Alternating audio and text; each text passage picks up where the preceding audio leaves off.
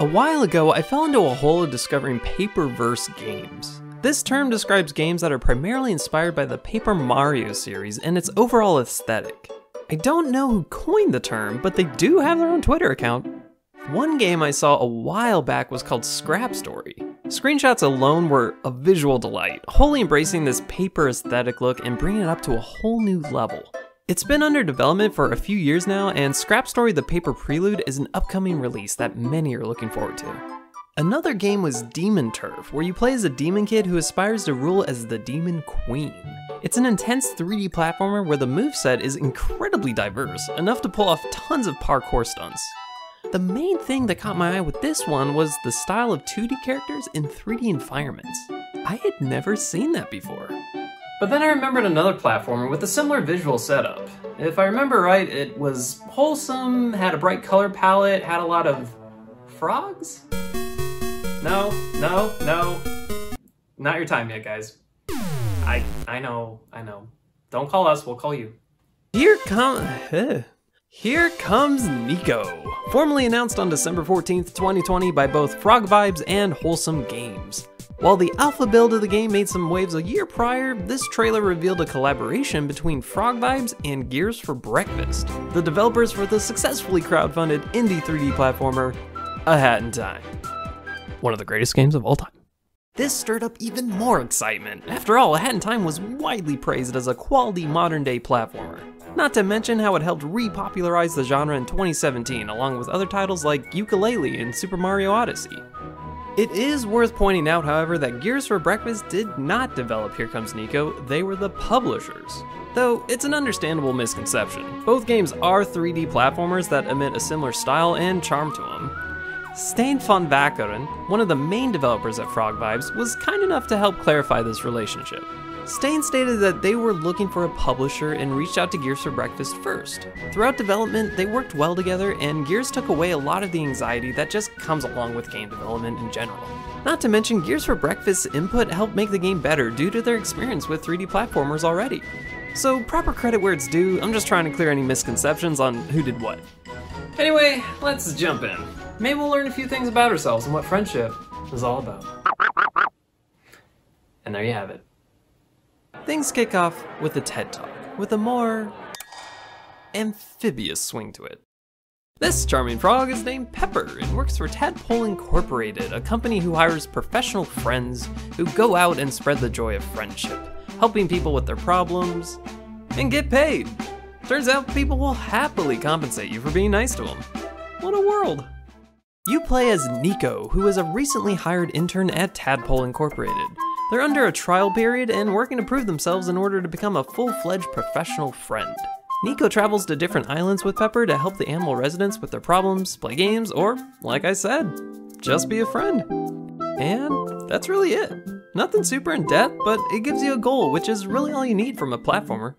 There is some lore, if you will, via phone calls and messages as you travel from island to island. These give off hints as to why Nico moved out and the whole situation there. However, the main focus is proving yourself worthy of full-time employment as a professional friend. In a game about making friends, you're bound to meet some interesting individuals. And Here Comes Nico delivers with every single one of them. There are plenty of cute animal residents to help out, and it's where the game shows off its quirky and fun personality the most. Aside from the locals who show up for their specific island, most characters will make appearances on all 6 of the main islands you travel to. Even the copy pasta frogs you see everywhere are hilarious, and it's worth talking to all of them. They'll be sure to keep you smiling throughout your friendship journey.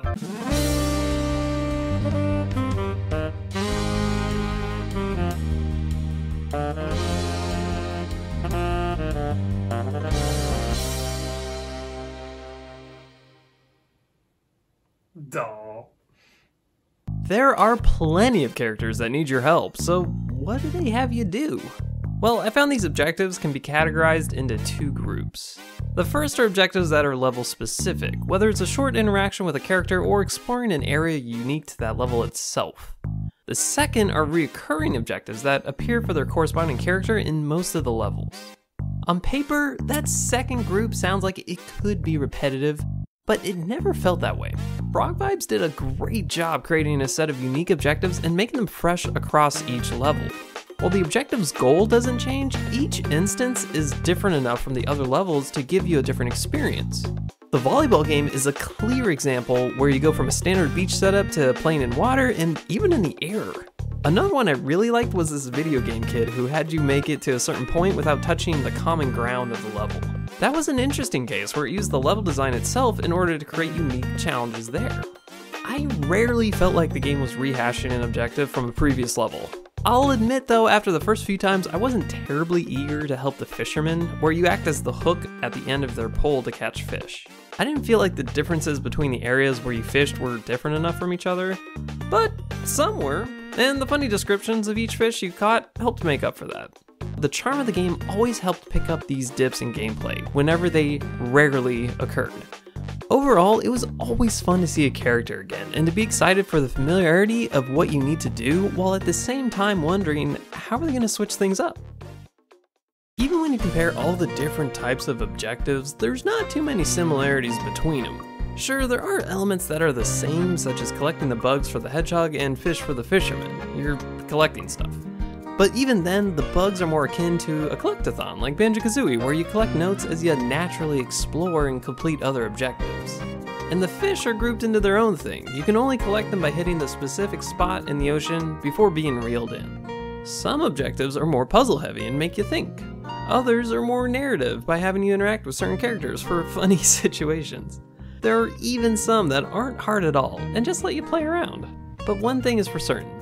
All of them are unique and keep things fresh. What really makes Here Comes Nico stand out is its approach to accessible platforming. The game's main tagline touts it as a game for tired people, meaning it's for people that at the end of a long day, they can just sit down, enjoy the exploration, the characters, just enjoy their time with no worries or risk. In an interview with GG Recon, Stain stated, "The main idea of the game was to be an action platformer that wasn't stressful. I remember playing most, but you just die to lava, a monster, or something else. I always wanted to play platformers, but some were so intense and I just didn't have the energy for it. I thought, why can't I just run around without being confronted?" Everything in the game is in service of that ideal.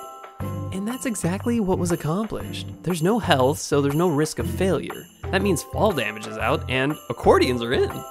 And there are no enemies, except for this section. Well, never mind. This theme of no risk continues into the platforming itself. There are things implemented like being able to hang onto walls and skipping across water by constantly belly hopping. But what I loved the most is how bonks were handled. You know, bonks. Any fan of platformers is familiar with this, where you're trying to make a jump and you just miss that ledge and bonk into the wall, killing all forward momentum. Most platformers with the dive mechanic do this. Makes sense, if you're gonna run into a wall, it's not gonna feel great. But in Here Comes Nico, bonking into a wall gives you a vertical boost to help you make it over that ledge, much to Nico's delight. This makes getting from point A to point B a walk in the park. I never got over how much more fun I was having due to this. It was such a blast to be able to just bounce around so carefree and not have to worry about messing up a jump. With constant reassurance that you'll be able to go where you want to go, these accessibility decisions made this overall laid-back platforming experience that much more enjoyable. Now, this focus on being laid back does bring up a point about difficulty. Because of the higher importance for accessibility, one could infer that this wasn't going to be a hardcore type of experience. So, full disclosure, if you're coming in expecting challenging platforming that requires fast reflexes and precise jumps, you're not going to get that. Where an increase in difficulty most comes in is in the recurring objectives. Like I said, they've changed to be different, but sometimes this change comes with the difficulty spike. Especially on the puzzle-based objectives. I cannot emphasize enough how unprepared I was to be stumped by planting flowers for over 20 minutes. This really is a cozy platformer. It was even featured in the Wholesome Games Direct. So I wouldn't expect many people to think this would be a challenging experience, but still worth pointing out. Being big into platformers already, my favorite titles in the genre have always provided interesting protagonists, a fun world to explore, and goofy characters. And I'm happy to say Here Comes Nico passes all of those tests and ranks among my top favorites now. The game certainly stays true to being a platformer for tired people, being one of the most easygoing and chill games I've ever played. With lots of playfulness and an entire cast of charming, funny characters, this unique journey of friendship is worth checking out. And it's got the best cameo ever, 10 out of 10!